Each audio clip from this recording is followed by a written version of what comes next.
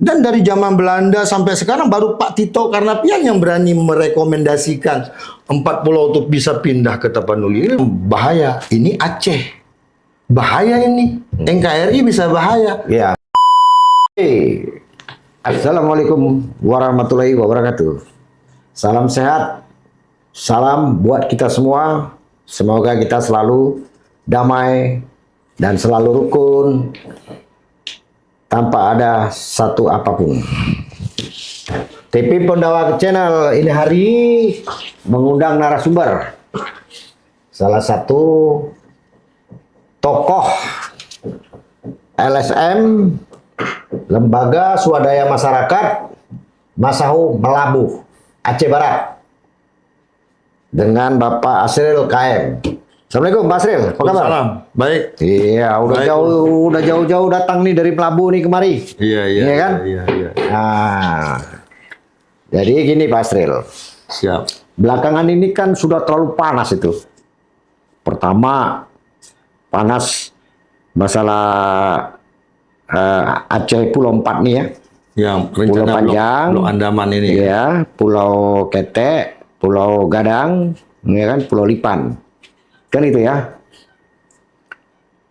Jadi gini Pak, kalau menurut pandangan Bapak deh, apa nggak terlalu gegabah itu Pak Tito langsung memutuskan? Kita kaget nih loh Pak, tiba-tiba Mendagri memutuskan. Gimana Pak?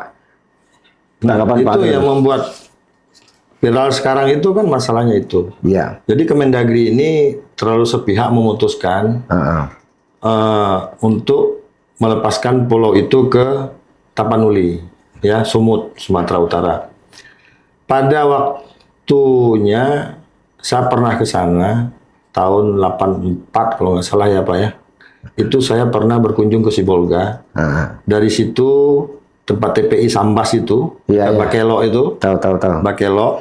Pak aslinya dari mana? Saya dari Melabuh. Melabuh. Dari Aceh Barat, Oh, ya. Aceh Barat Daya. Ya itu pas lah satu jalur itu. Ya, dari sana itu saya nyebrang ke Medan ke Sibolga. Iya. Dari Sibolga itu saya naik bot TPI. Tahun berapa? Tahun 84. Wah, itu masih banyak kayu-kayu dicuri itu ya. Iya. Masih dirakit-rakit ya Bang Sibolga ya. Jadi Sibolga ini ngambil ikan itu di Lok Jamin Tapak Tuan. Melewati malah Pulau Ketek, Pulau 4 pulau ini dilewati. Iya. Di Lok Jamin Tapak Tuan itu hasil ikan itu dibawa ke Sibolga, diekspor ke Medan. Iya. Tapi pada dasarnya memang pengelola ikannya juga orang Aceh, cuman domisili mereka di Sibolga, baik-baik sayang aja selama ini. Tapi tidak mencaplok seperti Kemendagri memutuskan ini masalah besar ini. Bahaya kalau Aceh diginiin. Karena kita ini kan sudah damai. Lebih baik kita menjaga perdamaian. Toh nggak kemana-mana kok. Kenapa kita nggak melihat perbatasan kita dengan negara tetangga? Kenapa harus kita fokuskan ke dalam? Hanya karena ada isu bahwa di situ ada minyak dan gas. Kalau itu Pak, masalah minyak sudah lama kita tahu Pak. Iya. Cuman minyaknya belum mateng saat itu. Kalau minyak di Aceh di samping rumah saya juga ada minyak loh. Betul. Ya di samping rumah saya juga ada minyak. Di daerah Melabuh itu banyak. Banyak ladang-ladang minyak yang harus kita. Masalahnya kan begini Pak. Sekarang ini Pak Sril, biar tahu, dengan viralnya ini, ya, kita udah lihat itu. Sampai maaf cakap nih, Bobby dimaki lah, keluarga Bobby terbawa-bawa semua. Sebenarnya ya memang nggak pantas lah bahasa begitu ya kita ya, sebagai umat Islam ini ya. Nggak baik juga. Mungkin dia terlalu kesal kali ya. Ya kita ya nggak bisa juga sih emosi orang ya diluapkan. Ya. Jadi kalau pandangan Bapak ini gimana ini? Solusinya bagaimana ini? Ya, Menurut Bapak lah selaku orang LSM. Kita mewakili dari masyarakat Aceh, warga Aceh dimanapun berada. Ya. Mungkin kesalahpahaman selama ini ya kita mohon maaf lahir dan batin. Semoga keputusan Menteri ini dapat direvisi kembali. Ya. Karena 4 pulau ini itu milik Aceh, nggak bisa diganggu gugat. Itu di situ ada kok plangnya Aceh.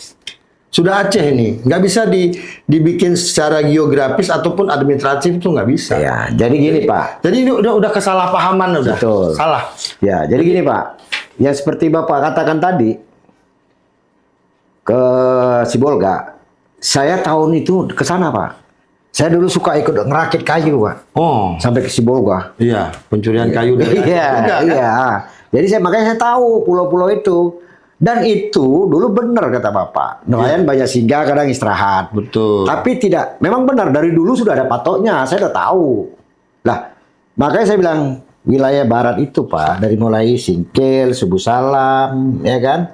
Kota Cane, ya kan? Terus sampai Tapatuan, Buabu, sampai ke Belang Pidi, saya tahu benar kampung itu semua. Apalagi wilayah Singkil tuh. Waduh, ya tahu benar saya. Ya kan? Nah, jadi sekarang saya mau tanya ke Bapak nih. Ini kan sudah mana lagi rancu masalah Raja Ampat, ya kan? Ya hancur sudah. Nah, masalah mana lagi korupsi Pertamina sampai ribuan triliun lagi, ya kan? Ini banyak udah isu-isu nggak genah-genah ini, tahap apa aja isu-isunya ini. Kemarin ada lagi isu-isu katanya Ibu Lim Yunkan itu tahap apa itu, Jokowi harus ditagih sampai 300.000 triliun. Banyak banget duit dia ya. Nah, itu Gila kita juga harus ya. fokus. Gimana itu, Pak? Ini kalau saya minta, kita saran kepada pemerintah yang mengurus negara ini, pokoknya sadar lah. Sadar bahwa kepentingan bangsa dan negara itu adalah di atas kepentingan rakyat. Ya, jangan kepentingan pribadi. Keadilan sosial bagi seluruh rakyat Indonesia itu yang benar dibaca. Jangan keadilan sosial bagi seluruh pejabat dan keluarganya saja. Kan mabuk kita nanti ke depan semua. Karena Indonesia ini banyak yang monitor, banyak yang mau Indonesia ini, seperti Cina berdatangan Oh iya. tanpa ada dokumentasi yang jelas. Sementara kita kalau keluar negeri harus jelas betul. Kalau nggak belum jelas belum bisa berangkat, kan begitu. Jadi ketimpangan begini nih kita berharap kepada penguasa bisa menertibkan ini, bahwa yang bekerja di pemerintah ini benar-benar serius. Ini Pak Prabowo nggak main-main sebenarnya. Ya, Pak Prabowo ini mempunyai cita-cita sampai di akhir hayatnya Indonesia ini udah jadi Indonesia yang mulia. Tapi kalau kepentingan ini diadu dengan kepentingan bisnis, ini yang bahaya. Ini Aceh. Bahaya ini. NKRI bisa bahaya. Iya. Bukan sekarang Aceh menyatakan kemerdekaannya. Dan dari zaman Belanda sampai sekarang baru Pak Tito Karnavian yang berani merekomendasikan 4 pulau untuk bisa pindah ke Tapanuli. Ini luar biasa. Ya, Pak memang Tito benar. harus segera mengatasi ini, jangan sampai terjadi polemik yang akhirnya menjadi sebuah ancaman Aceh bisa lepas dari Indonesia. Dan ini bukan hal baru. Perdamaian Aceh ini udah berpuluh-puluh orang bermacam cara. Hanya Allah yang mentakdirkan terjadi tsunami di Aceh baru bisa damai. Betul. Berarti Indonesia kemerdekaannya adalah anugerah Tuhan yang Maha Esa, benar ini. Anugerah Tuhan sampai dijadikan tsunami baru bisa peletakan batu perdamaian di Aceh. betul. Itu Pak Tito harus paham. Bobby apalagi? Bobby ini kan keluarga istana presiden. Jadi hati-hatilah kalau kita tuh dalam keluarga besar itu ngambil satu keputusan ya. Apalagi beliau sekarang kan gubernur. Iya. Jangan begitu ada indikasi begini langsung ngajak kerja sama Mualim. Ya wajar lah kalau sebagian mungkin masyarakat Aceh kesal kan. Nah, ini yang perlu kita waspadai supaya tidak terjadi.